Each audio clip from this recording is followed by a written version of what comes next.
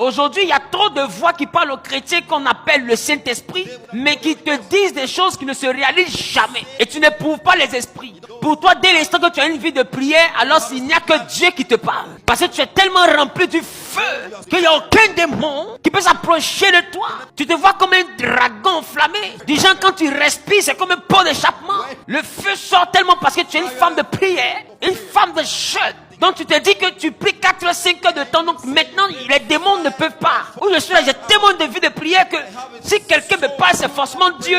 Je dis, Jésus a prié pendant 40 jours.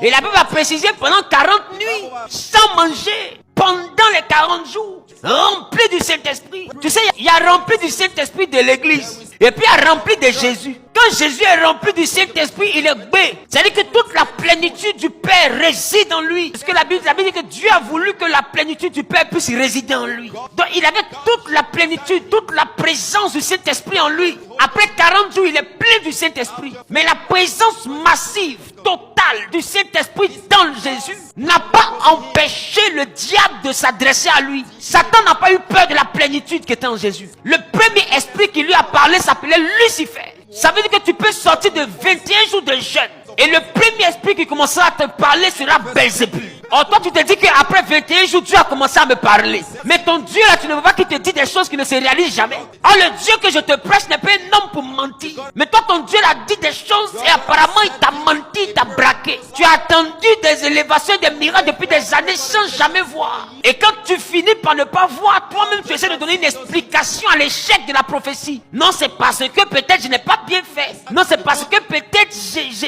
j'ai menti. Écoute-moi, il y a différents niveaux de la prophétie. Il y a la prophétie qui relève de la souveraineté divine. C'est-à-dire que Dieu te dit, je t'envoie là. Ça ne dépend pas de tes qualités. Ça ne dépend pas de tes défauts. C'est sa souveraineté. Il dit, je t'envoie là. Quelqu'un peut vivre mieux que toi. Quelqu'un peut être plus exemplaire que toi. Mais le fait que Dieu ait parlé, c'est que sa bouche a dit, ta parole ne reviendra jamais sans accomplir ce pourquoi il a libéré.